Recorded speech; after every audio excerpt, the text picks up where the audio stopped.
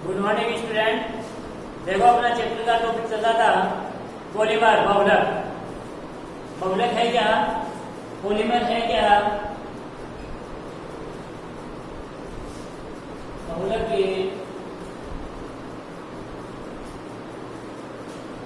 Polymer, बहुलक किसे कहते हैं? बहुलक जब छोटे छोटे श्रृंखला अणु आपस के अंदर मिलकर के एक उच्च अनुभार वाले बड़े अणु का यदि निर्माण करते हैं तो उसको अपन बहुलक कहते हैं, पॉलीमर कहते हैं। तथा इस क्रिया को अपन बहुलीकरण की क्रिया कहते हैं। बहुलक दो प्रकार के होते हैं, एक जो मानव निर्मित बहुलक होते हैं जिसको अपन कृत्रिम बहुलक कहते हैं, और दूसरा है आपका नेचुरल बहुलक जिसको अपन प्राकृतिक बहुलक कहते हैं।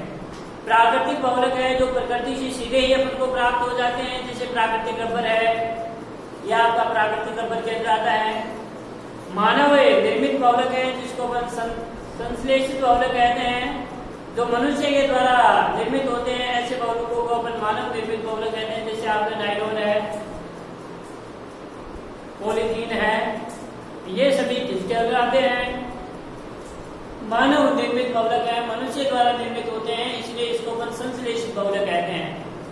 तो बहुलक की परिभाषा लिखो, डेफिनेशन है, देखो जब छोटे छोटे श्रृंखला अणु आपस में मिलकर के एक उच्च अनुभार वाला लंबी श्रृंखला युक्त बड़ा अणु बनाते हैं तो उसको अपन क्या कहते हैं? बहुलक कहते हैं। जब छोटे छोटे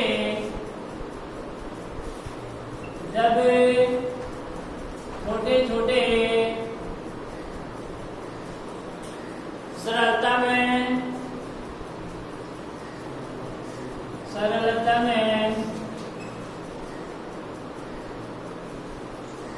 अणु आपस में मिलकर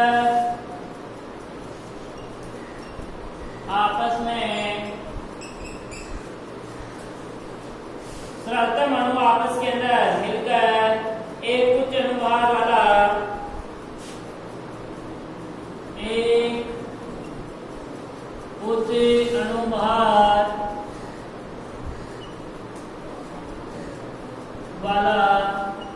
लंबी श्रृंखला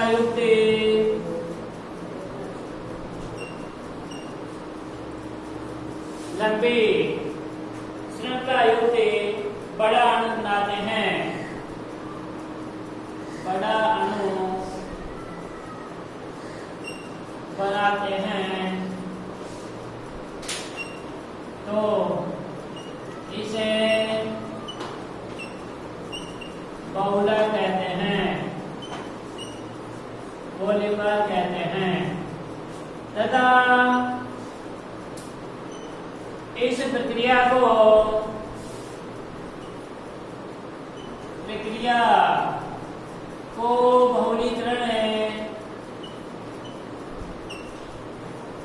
बहुलीकरण कहते हैं।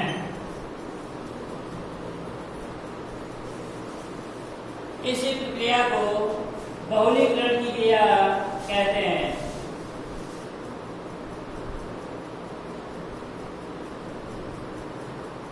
और जो छोटे छोटे अणु होते हैं उनको क्या कहते हैं? एकलक। मेरा चेंज करके लिखना। तथा छोटे छोटे अणु को एकलक कहते हैं, मर्ज कहते हैं। यानी पॉलीमर्स नाम में इसकी परिभाषा है। पॉली का मतलब बहुत और मर्स का मतलब इकाइयां। बहुत सारी छोटी छोटी इकाइयां मिलकर के एक बड़ी इकाई का यदि निर्माण करते हैं तो उसको अपन क्या कहते हैं? पॉलीमर कहते हैं, बहुलक। पॉली का मतलब है बहुत और मर्स का मतलब इकाइयां। बहुत सारी इकाइयां आपस के अंदर मिलकर के एक बड़ी इकाई का निर्माण करते हैं तो इसको अपन बहुलक कहते हैं, पॉलीमर कहते हैं। बहुलकों को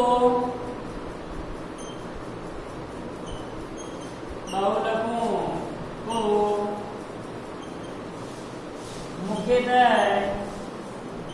निम्न दो भागों में विभक्त किया गया है। बहुलकों को मुख्यतः निम्न दो भागों के अंदर विभक्त किया गया है। पहला है कौन सा बहुलक है? प्राकृतिक बहुलक, जिसको अपन नेचुरल पॉलीमर कहते हैं, और दूसरा है सिंथेटिक बहुलक, जिसको अपने कौन सा संश्लेषित या मानव निर्मित या कृत्रिम कुछ भी कहो। पहला है प्राकृतिक बहुलक, प्राकृतिक बहुलक जिसको नेचुरल पॉलीमर्स कहते हैं। Natural polymers. दूसरा है संश्लेषित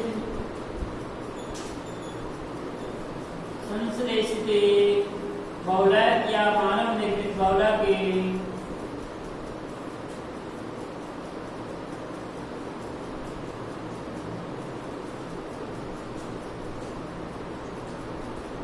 सिंथेटिक पॉलीमर। मानव प्राकृतिक बहुलक किसे कहेंगे? जो प्रकृति से सीधे ही अपन को प्राप्त होते हैं, जैसे प्राकृतिक रबर है। रबर, अब आप सोच रहे हो सर रबर क्या अपन को सीधा प्राप्त होता है? सीधा प्राप्त होता है बेटे। रबर के क्या होते हैं? बड़े जो वृक्ष होते हैं, पेड़ होते हैं, उन पेड़ों के क्या लगाया जाता है? आपका चीरा लगाया जाता है। जैसे चीरा लगा दिया तो नीचे फिर बर्तन रख दिया जाता है, उसे जो पेड़ से है वो आपका बूंद बूंद करके नीचे की ओर गिरेगा। जो द्रव्य रूप में पदार्थ अपन को प्राप्त होता है ना, उस द्रव्य रूप में प्राप्त पादपों से प्राप्त द्रव्य पदार्थ को अपन लेटेक्स या रबर शीट कहते हैं। लेटेक्स या रबर शीट कहते हैं।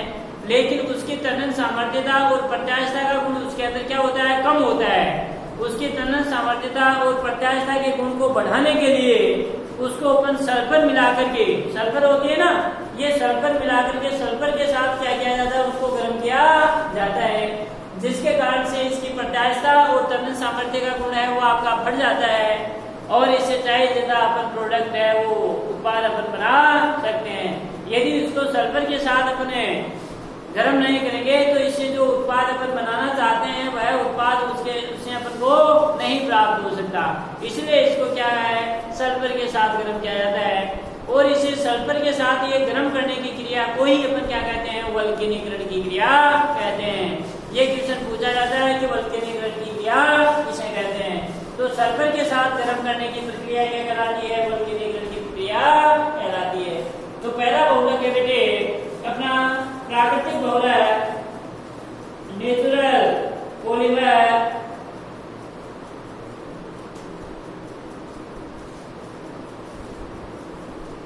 प्राकृतिक बहुलक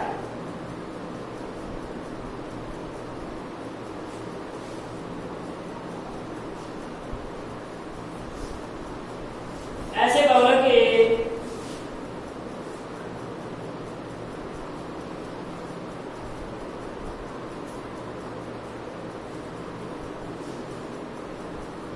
प्राकृतिक बहुलक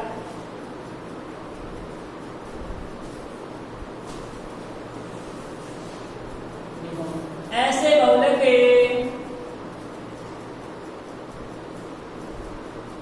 जो प्रकृति से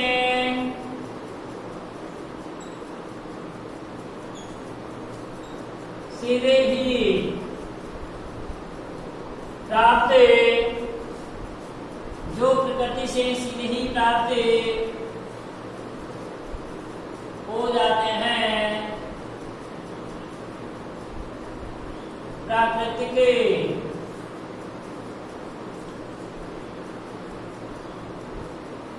बहुलक कहलाते हैं। ऐसे बहुलक जो प्रकृति से अपन को सीधे ही प्राप्त होते हैं प्राकृतिक बहुलक कहते हैं। फॉर एग्जाम्पल जैसे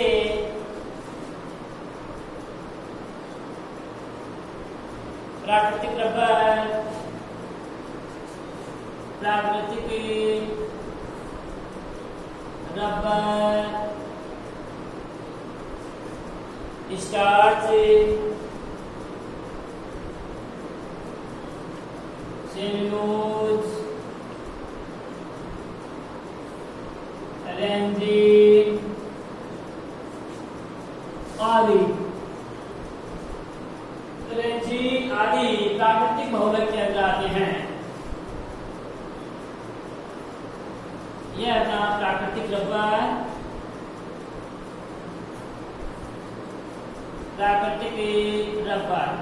प्राकृतिक रबर को मैंने बोला कि प्राकृतिक एक क्वेश्चन में एक नंबर का पूछा जाता है कि प्राकृतिक बहुलक जो प्राकृतिक रबर है किसका बहुलक है। प्राकृतिक रबर है वो आइसोप्रीन का बहुलक है। प्राकृतिक रबर किसका बहुलक है? आइसोप्रीन का बहुलक है प्राकृतिक रबर। यह प्राकृतिक रबर को कैसे प्राप्त किया जाता है? जो मैंने अभी बताया था कि जो वृक्ष है वृक्ष पे चीरा लगा दिया जाता है, जिसके दौरान जो लेटेक्स से जो द्रव्य रूप में पदार्थ अपन को प्राप्त होता है जिसको अपन क्या कहते हैं? लेटेक्स या रबर शीर ही कहते हैं। उस लेटेक्स या रबर शीर की प्रत्यास्थता और तनन सामर्थ्य का गुण उसके अंदर क्या होता है? कम होता है। उसके प्रत्यास्थता और तनन सामर्थ्य के गुण को बढ़ाने के लिए इसको अपन सल्फर के साथ गर्म करते हैं। इस सल्फर के साथ गर्म करने की क्रिया क्या कहलाती है? वल्केनीकरण की क्रिया कहलाती है। तो लिखो प्राकृतिक रबर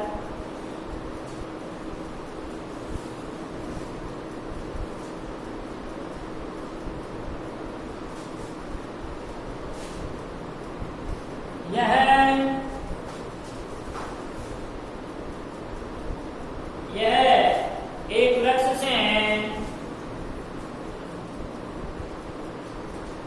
से द्रव्य रूप में प्राप्त होता है। वृक्ष से द्रव्य रूप में प्राप्त होता है। इसे रबर शीर,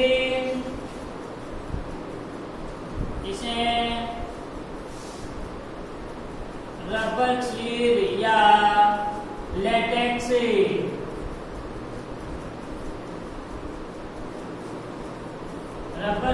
लेटेक्स कहते हैं।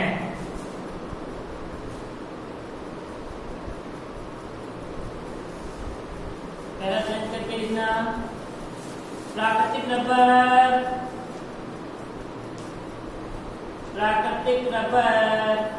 आइसोप्रीन का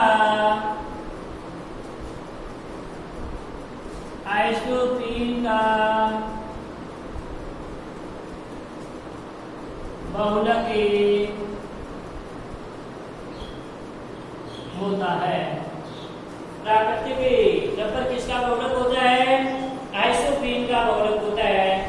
आइसोप्रीन का यदि बहुलीकरण अपन करेंगे तो आपका क्या प्राप्त हो जाएगा बेटे? प्राकृतिक रबर अपन का प्राप्त हो जाता है। भाई आइसोप्रीन का अपन यदि बहुलीकरण करेंगे तो इसके दौरान आपका प्राकृतिक रबर है, ये प्राकृतिक रबर है वो आपका प्राप्त हो जाएगा। आइसोप्रीन का सूत्र देखो आपको याद रखना होगा।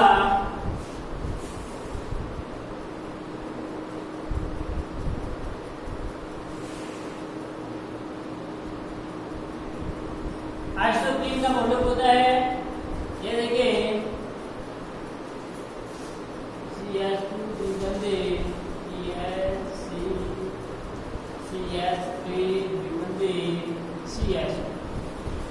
आइसोप्रीन का सूत्र है। क्या है? आइसोप्रीन का सूत्र है। इसी के बहुलीकरण से यानी इसके अणु है, बहुत सारे ऐसे अणु होंगे तभी तो यानी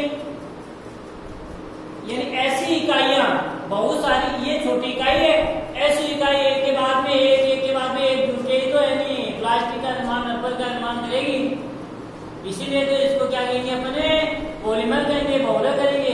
भाई बहुत सारी इकाइयां मिलकर के।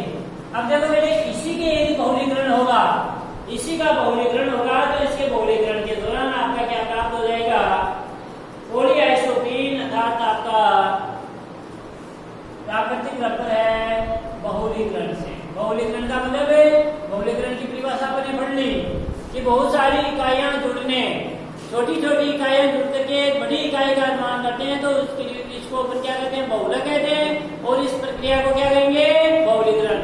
तो ये छोटी छोटी इकाइयां, ऐसी इकाइयां बहुत सारी जुड़ रही हैं, इसीलिए इसको क्या कहते हैं, अपने बहुलीकरण कहेंगे। ऐसी इकाई बस देखो, आपको कुछ भी नहीं करना है, ये बंद है, दोनों द्विबंध है यहाँ पर, इस द्विबंध को तोड़ देना, इसको अपन क्या कहेंगे, क्या नाम है, आइसोप्रीन।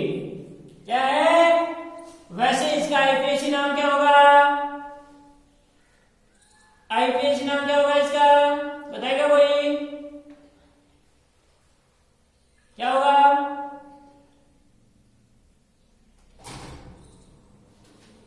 हाँ, 2-मेथिलेट 1 2 3 4 है भाई, इधर से करेंगे तो 1 2 3 4, 3 के ऊपर आ रहा है इसलिए इधर से करेंगे 1 2 3 4, तो क्या होगा, 2-मेथिलेट 1 और 3 ब्यूटाडाइन, 2-मेथिलेट 1 और 3 क्या है, 4 के लिए क्या है, ब्यूट है, ब्यूटा भाई 2-मेथिलेट 1 3 ब्यूटाडाइन, क्योंकि दो द्विबंध 2 है, 2 ही तो है ना, इसलिए अपन ने क्या लगा दिया, डाई। 4 के लिए ब्यूटा लगा दिया और 2 के लिए डाई लगा दिया भाई। एक तो 1 नंबर के ऊपर डाई इन समय, और एक 3 नंबर के ऊपर, ये इसका आइसोप्रीन का।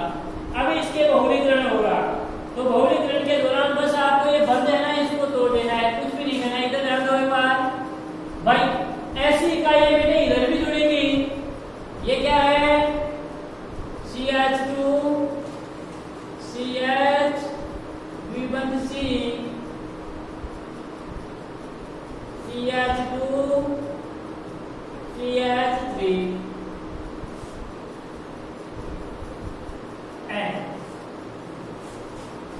यानी इस प्रकार की इकाइयां क्या जुड़ेंगी। ये मैंने यहाँ पर एक कल्पन क्यों लगाया बेटे, क्यों लगाया, क्योंकि ऐसी इकाइयां बहुत सारी जुड़ेंगी। इसको मैं ऐसे भी लिख सकता हूँ, देखो यानी ये है ना, CH2 CH द्विबंध C, CH3 CH2, ये ऐसे ही इधर जुड़ेगी। यह आपका CH2 क्या, CH2 फिर C द्विबंध त्रिबंध, CH3 द्विबंध C, CH CH2, फिर ऐसी इकाइयां, यानी ऐसी इकाई बहुत सारी जुड़ रही हैं। ये बंध का मतलब है, ये एक बंध ये दिखा रहा है कि ऐसी संरचना इसके बाद में इधर भी जुड़ेंगी और इधर भी जुड़ती जाएंगी। लेकिन ऐसी आइसोप्रीन है, समान इकाइयां, ऐसी इकाइयां हैं, बहुत सारी इकाइयां जुड़ेंगी, इसीलिए ये पॉलीमर हुआ, बहुलक हुआ। यानी यहाँ पर मैंने बंध इसलिए दर्शाया कि ऐसी संरचनाएं वो इधर भी जुड़ेगी और ये बाईं और दाईं दोनों तरफ जुड़ेंगी, जुड़ती जाएंगी। ये जोड़ेंगे तो अपने बहुत ज्यादा लंबा हो जाएगा, इसलिए इसको क्या कहेंगे अपने, पोली आइसोमर, आइसोप्रीन, या क्या कहेंगे, प्राकृतिक रबर। तो इसके दौरान इसका निर्माण हो जाता है प्राकृतिक रबर का, या इसको क्या कहेंगे, पोली आइसोप्रीन।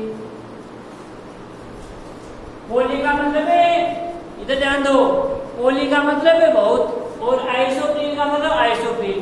भाई बहुत सारी आइसोप्रीन की इकाइयां इसके अंदर जुड़ जाएंगी। ये आइसोप्रीन की इकाई एक है, इसके अंदर ऐसी आइसोप्रीन की इकाइयां हैं वो अनंत जुड़ जाती है, इसीलिए इसको अपन पोली आइसोप्रीन कहते हैं, या इसको प्राकृतिक रबर कहते हैं।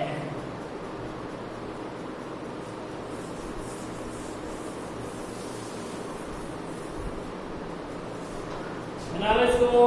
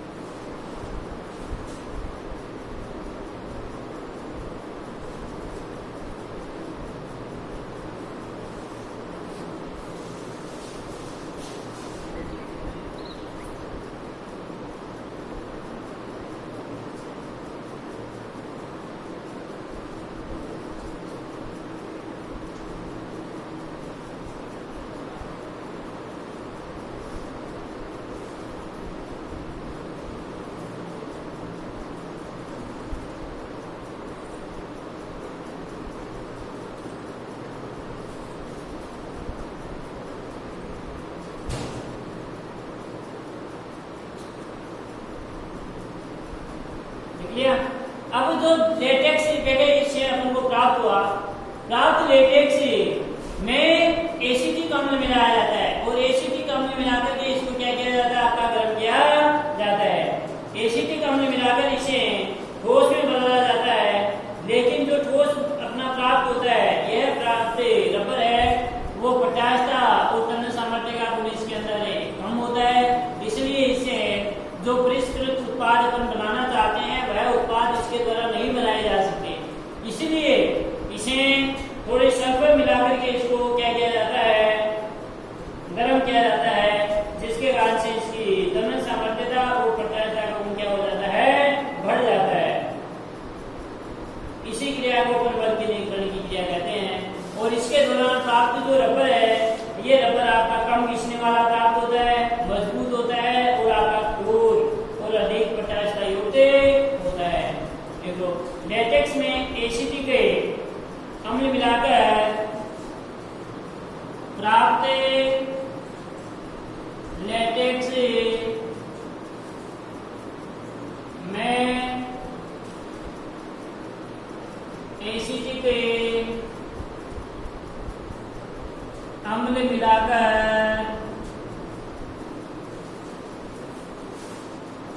एसिटिक अम्ल मिलाकर इसे ठोस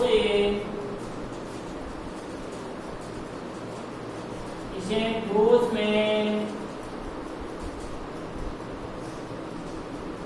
बदला जाता है। मिलाकर इसे ठोस में बदला जाता है।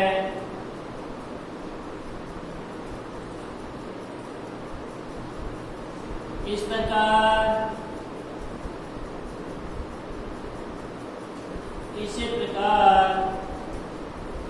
प्राप्त रबर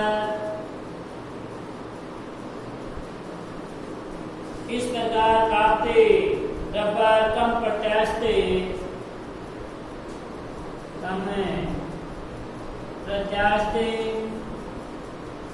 व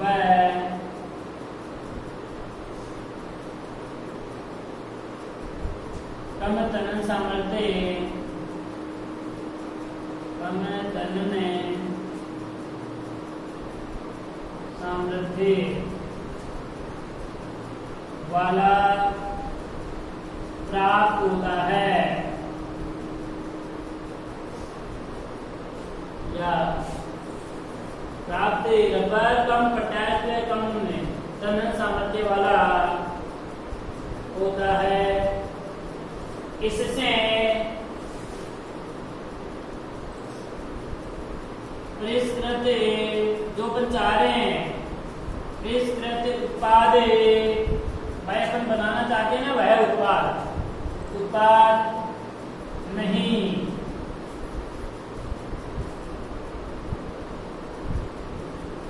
बनाए जाते हैं,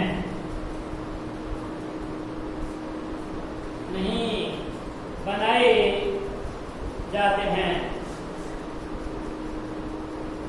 अतः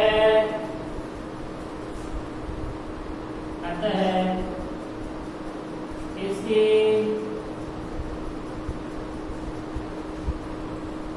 पचासता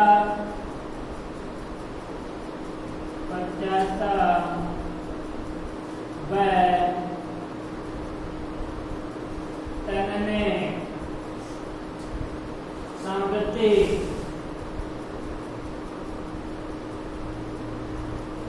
सामर्थ्य के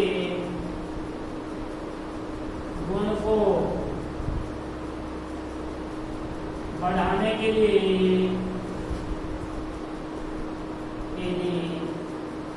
इसे सल्फर के साथ गरम किया जाता है।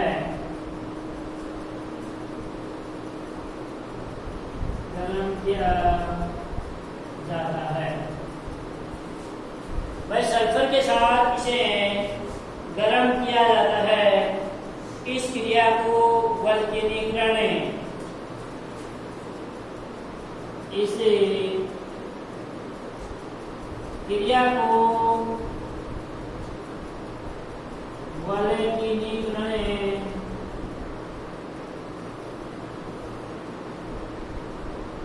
कहते हैं। बल के निगणन की क्रिया कहते हैं।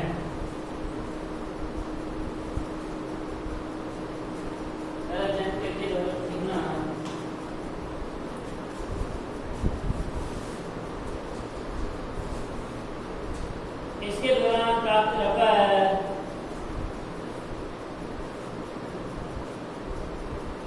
इसके दौरान प्राप्त रबर कम घिसने वाला, प्राप्त रबर कम घिसने वाला,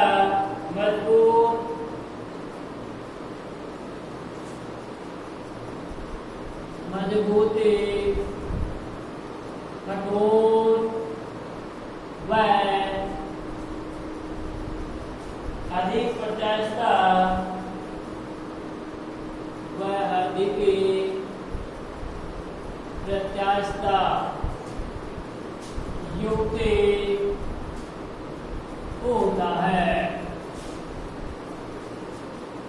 अधिक प्रत्यास्थता युक्त, प्रत्यास्थता का गुण तो जानते हो क्या?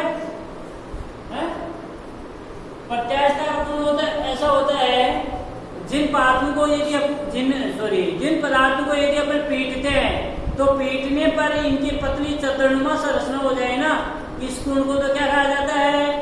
प्रत्यास्थता का गुण कहा जाता है। और यदि इनको पीट करके पतली यदि तारनुमा संरचना यदि बना लें तो इसको क्या कहते हैं? तनन सामर्थ्य का गुण। जैसे तार है तो तार को अपने ऐसे वो पतला है, थोड़ा वो लोहा का है वो तो, लेकिन इसके अंदर ये तनन सामर्थ्य का गुण पाया जाता है, जिसके कारण से इसको पीट करके अपने पतली तारनुमा संरचना बना सकते हैं। इसी प्रकार से रबर के भी जैसे चतुर रबर बना सकते हैं, तार जैसी संरचना इसकी बना सकते हैं। इस गुण को क्या कहा जाता है? प्रत्यास्थता का गुण कहा जाता है। जो चतुर्णुमा संरचना बनाई जाती है ना, उसको तो क्या कहते हैं? प्रत्यास्थता। और तारनुमा संरचना बनाई जाती है उसको क्या कहा जाता है? तनन सामर्थ्य का गुण कहते हैं। अब है अपना संश्लेषित बहुलक।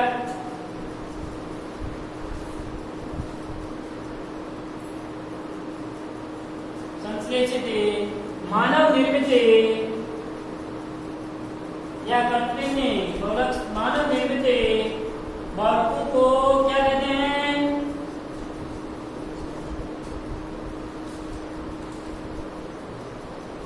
संश्लेषित बहुलक या कृत्रिम बहुलक कहते हैं।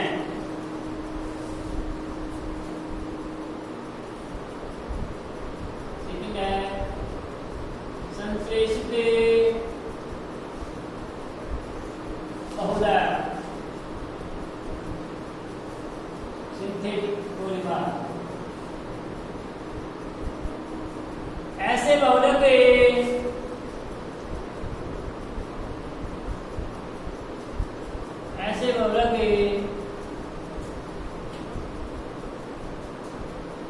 जिन्हें मानव तैयार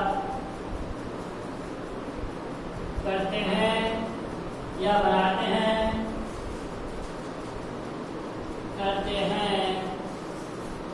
तो इन्हें संश्लेषित बहुलक या इसे क्या कहते हैं? कृत्रिम बहुलक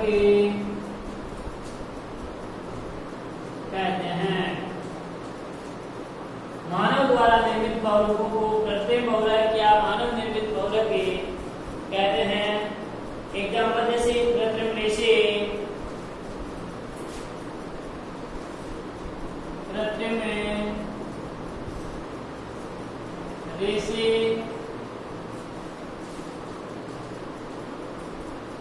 जैसे प्लास्टिक, लास्ट के संश्लेषित रबर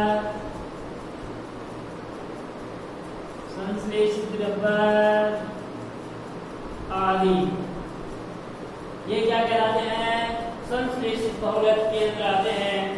संश्लेषित बहुलकों के अंदर अपना पहला है कृत्रिम रेशे, पहला है कृत्रिम रेशे।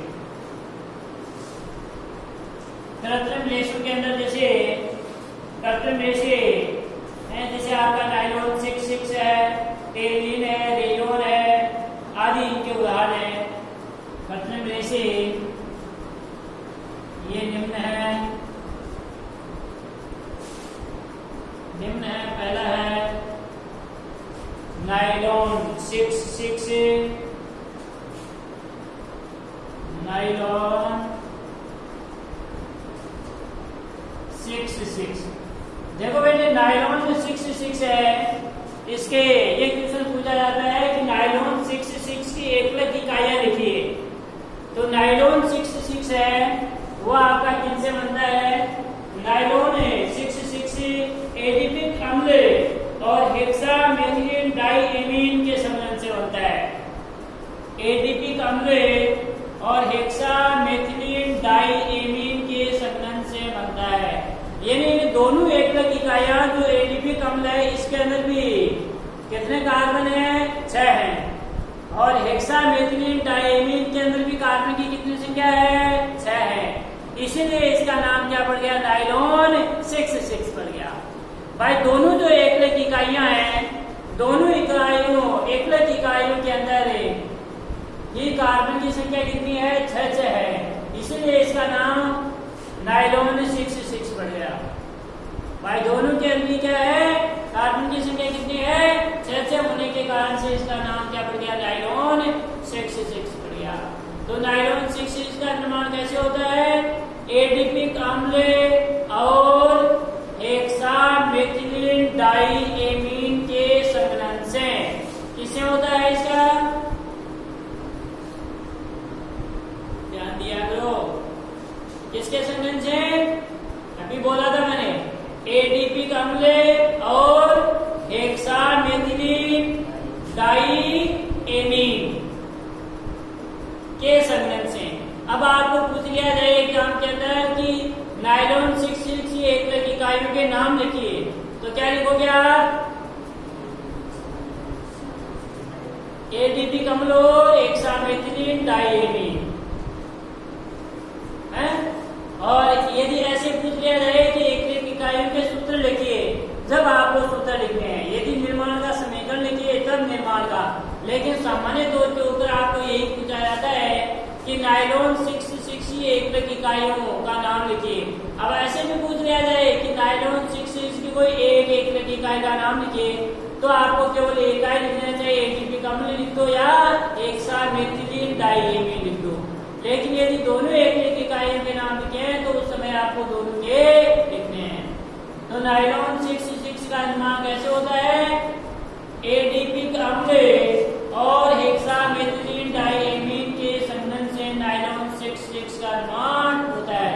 संलयन का मतलब दोनों जब आपस में जुड़ेंगे, एडिपिक अम्ल और हेक्सामेथिलीन डाइएमीन जब आपके जुड़ेंगे तो इसके दौरान जिसका निर्माण होता है उसको नायलॉन 6 कहते हैं। इसको है